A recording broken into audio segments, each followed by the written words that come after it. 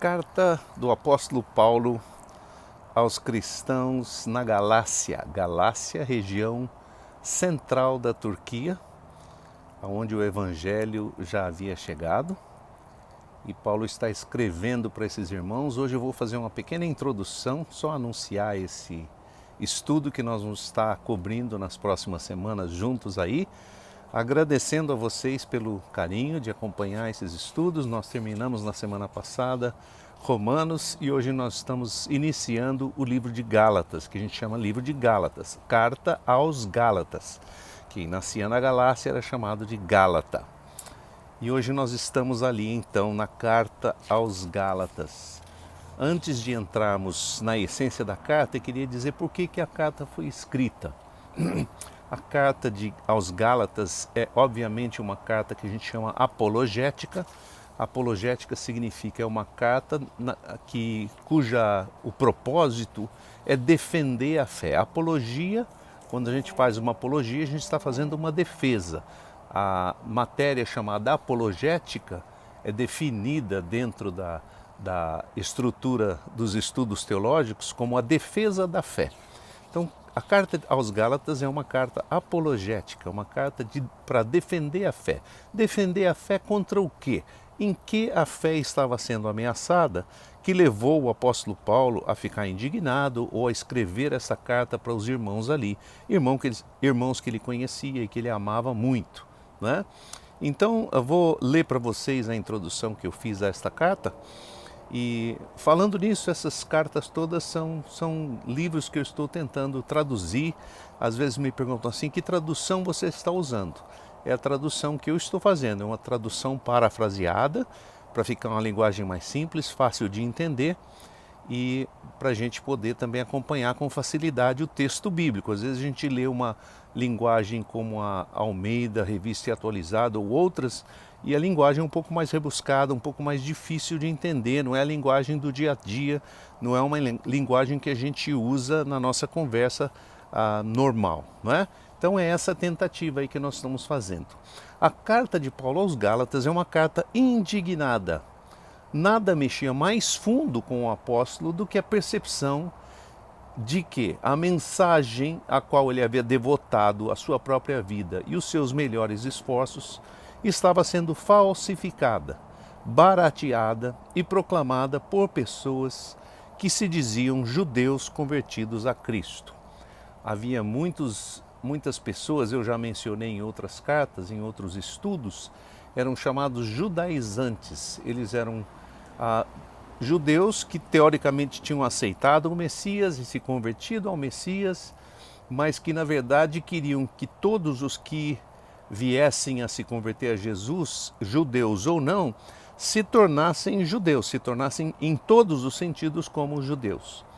Então, é isso que está acontecendo aqui. Paulo está escrevendo para combater essa praga, porque isso era uma coisa, para todo lugar que Paulo ia, para todas as cidades que ele ia, na Grécia, depois na Turquia, pregando o Evangelho, sempre vinham esses grupos que, em geral, vinham de Jerusalém e estavam com toda essa preocupação de não permitir que a mensagem clara do Evangelho chegasse aos seus ouvintes, mas, num certo sentido, consertar aquela mensagem. Deixa eu dizer para você, ou seja, o judaizante é alguém que chegava depois de Paulo e dizia assim, olha, o que Paulo falou é muito bom e o Messias é realmente o Messias de Israel, mas o que você precisa fazer de fato é mais do que isso, não é?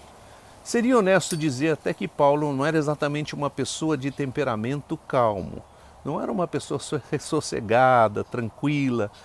Essa não é a visão que nós temos de Paulo, né? Mas nada lhe causava mais indignação e genuína preocupação do que saber que falsos ensinos, falsos mestres, falsos profetas e falsos evangelhos ameaçavam não só a compreensão do evangelho verdadeiro, que os seguidores do Messias residentes ali na região da Galácia, no centro da Turquia, não apenas ameaçava essas pessoas, mas muito mais, ameaçavam as suas vidas práticas, o seu caminhar com Jesus.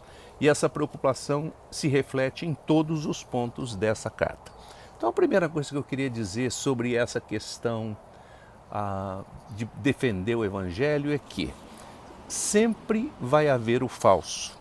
Onde existe o verdadeiro, vai aparecer o falso. Faz parte da natureza humana, gente. Faz parte. Se você tiver um dinheiro verdadeiro, logo vai aparecer alguém que vai tentar falar assim: eu vou fabricar um dinheiro igualzinho a esse e vou passar ele para frente como se fosse o verdadeiro e as pessoas vão acolher. Ou se há uma mensagem que é verdadeira e acolhida pelas pessoas e faz sucesso, o ciúme, a inveja, tudo isso faz parte muito forte, muito claramente da natureza humana, né? Então, onde houver o verdadeiro, sempre vai haver o falso. A preocupação de Paulo é justamente esta. Estão havendo falsos ensinos, falsos mestres, falsos profetas, falsos evangelhos. Mestres e profetas eram pessoas que viviam no meio da igreja, que ensinavam, que profetizavam, que falavam em nome de Deus. E ele estava dizendo, o problema é esse, se todo mundo vem falando no nome de Deus, como é que você pode saber quem está falando a verdade e quem está falando alguma mentira? Qual é o verdadeiro, qual é o falso? Essa é a preocupação de Paulo. E ele está dizendo, isso não apenas altera o conteúdo do verdadeiro evangelho, ou ameaça, mas ameaça a crença, a fé, e ameaça a vida prática das pessoas. Porque se o evangelho é diferente do que aquilo que eles ouviram, então eles vão começar também a mudar os seus costumes e a sua obediência a Deus. Muito bem.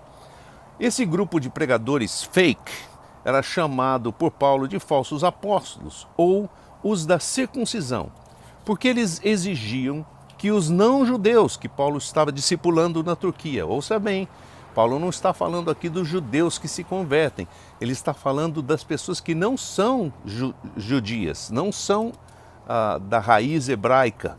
Eles são turcos, eles são de outra terra, de outra nação, de outra cultura, de outra herança. Os mesmos que tinham acolhido a mensagem libertadora da graça, que salva, que cura, que restaura, mediante a fé, que eles se fizessem como os judeus e se submetessem ao rito da circuncisão física, como fazem os homens. E mais ainda, se submetessem aos mandamentos e às regras do Antigo Testamento, guardando o sábado, as celebrações, guardando as festas, guardando o calendário judaico e tudo mais. Ou seja, para os falsos líderes ou os apóstolos da circuncisão, não bastava acreditar e tomar posse da morte e da ressurreição de Jesus e ter fé nele e viver por esta fé, mas exigiam de fato que se tornassem judeus em tudo. Circuncisão, obediência à lei, aos ritos, às celebrações de dias, aos feriados, às festas, aos jejuns e tudo mais. Isso era um peso inaceitável e uma exigência tão descabida que Paulo se revolta profundamente. Então Paulo está escrevendo essa carta para dizer, olha, não vão atrás dessas pessoas. O falso profeta ou o falso apóstolo, como ele está dizendo aqui, é aquele que acrescenta alguma coisa ao que Jesus ensinou. Ele não é o que contradiz. O falso Cristo, o falso profeta, o falso mestre, ele não é o anticristo, ele não é o antiprofeta, ele não é o antimestre, ele não é uma pessoa que vem e rasgadamente fala contra Jesus. Pelo contrário, ele fala a favor de Jesus, ele é favorável a Jesus. A única coisa diferente é ele que diz assim, você precisa de Jesus e mais isso, e mais isso, e mais isso. Então, quando a mensagem de Jesus é acrescentada de qualquer coisa, ela realmente se torna uma mensagem falsa, uma mensagem fabricada. Vou explicar por quê. Gálatas é esse grito de revolta.